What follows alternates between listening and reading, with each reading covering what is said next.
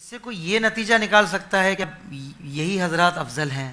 ہاں، یہ آپ نے بڑا خاص پوائنٹ اٹھایا، اور یہ آج کل لوگ ٹی ویوں پر بیٹھ کر بھی یہ باتیں کر رہے ہیں جی، اور مجھے سمجھ نہیں آتی وہاں پر لوگوں کو بولنا کیوں نہیں آتا، وہاں پر ان کو بتانا چاہیے۔ دیکھو اہل سنت کا یہ نظریہ ہے، ترتیب کی وہی فضیلت ہے، پہلا نمبر صدیق اکبر کا، دوسرا فاروق اعظم کا ہے، تیسرا عثمان غنی کا، چوتھا مولا علی کا، باقی یہ سب ترتیب جو عشرہ مبشرہ، جنگ بدر، جنگ احد، یہ ساری ترتیبات موجود ہیں۔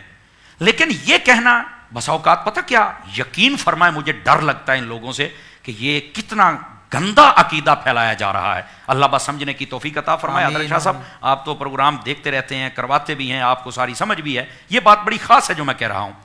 وہ کہتے ہیں کہ حضرت علی کو، یہ انفسنا سے مراد وہ حضرت علی لیتے ہیں کہ انفسنا کہا ہے، اپنی جان کہا ہے، کہ جس کو نبی اپنی جان کہے تو وہ پھر باقی نبیوں سے بھی افضل ہے۔ اللہ، صرف یہ نہیں کہ صحابہ اور اہل بیت سے نہیں، وہ نبیوں سے بھی افضل۔ نہیں بھائی نہیں، ایسی کوئی بات نہیں ہے۔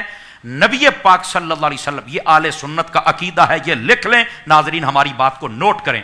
جو بندہ اپنے آپ کو سنی گئے، دیکھو جو سنی نہیں نا، اس کا کیا عقیدہ ہے، ہم ذمہ داری نہیں ہے، وہ اپنی باتوں کا خود ذمہ دار ہے، وہ اپنی قبر و حشر میں خود جواب دہ ہے۔ لیکن ہم اہل سنت کے احباب کو سمجھانا چاہتے ہیں کہ اس کا یہ مطلب نہیں ہے کہ یہ سب سے افضل ہو گئے یا پھر معاذ اللہ نبیوں سے افضل ہو گئے۔ بعض کہتے ہیں کہ ہم جناب نبی کے برابر نہیں، نبیوں سے افضل سمجھتے ہیں۔ ہمارے نزدیک وہ بندہ دائرہ اسلام سے خارج ہو جاتا ہے، اللہ، ہمارے نزدیک وہ بندہ دائرہ اسلام سے خارج ہو جاتا ہے جو یہ عقیدہ رکھے۔ بالکل یہ عقیدہ اہل سنت کا بندہ رکھ ہی نہیں سکتا ہے، نہ اس سے مراد یہ ثابت۔ ویسے بھی فتح رضویہ شریف کا میں ایک حوالہ دوں، سیدی اعلیٰ حضرت سے ایک سوال ہوا اور بڑا عجیب و غریب سوال۔ فرمایا کہ ایک بندہ کہتا ہے کہ حضرات حسنین کریمین وہ ابو بکر اور عمر سے افضل ہیں رضی اللہ عنہما، تو کیا دلیل دیتا ہے کہ حضور نے ان کو اپنا بیٹا کہا ہے اور حضرت ابو بکر و عمر کو اپنا وزیر کہا ہے، تو کہا بیٹے کا رتبہ زیادہ ہوتا ہے، وزیر کا تھوڑا ہوتا ہے۔ اب اس نے دلیل دیکھو کیا دی ہے۔ سیدی اعلیٰ حضرت صاحب رحمۃ اللہ علیہ آپ نے جواب دیا، فرمایا اگر تو یہ جزوی فضیلت سمجھے نا کہ حسنین کو اپنا بیٹا کہا ہے تو بالکل یہ ٹھیک کہا ہے، یہ ہم بھی مانتے ہیں۔ دیکھو کتنا پیارا جواب ہے۔ اگر جزوی فضیلت مانے تو بالکل یہ فضیلت ہے، یہی جزوی فضائل ہوتے ہیں کہ کسی میں وہ شان پائی جاتی دوسرے میں نہیں ہوتی۔ یہ آپ نے ان کو کہا ہے، یہ ان کی شان ہے، ہم مانتے ہیں۔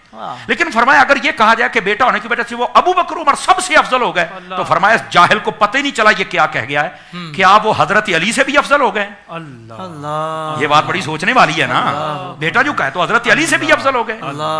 تو آپ نے جب یہ ضرب لگائی تو کہتا نہیں ایسا تو نہیں ہے، تو فرمایا پھر بندے دا پتر بان ہے جی۔ یہ جزوی فضائل ہوتے ہیں، وہ جس کو بھی عطا کر دے۔ حضرت عثمان غنی کے گھر میں 2 نبی کی بیٹی، جزوی فضیلت ہے۔ اب کوئی کہے مولا علی کے گھر میں 2 نہیں ہے تو وہ ختم، تو یہ کیا بات ہوئی یار؟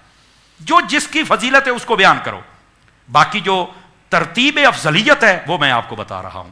اصل یہ مسئلہ ہے کہ اس کا مطلب یہ نہیں کہ یہ سب سے افضل ہو گئے یا معاذ اللہ نبیوں سے افضل ہو گئے۔ اہل سنت کا بندہ یہ نظریہ نہیں رکھ سکتا ہے۔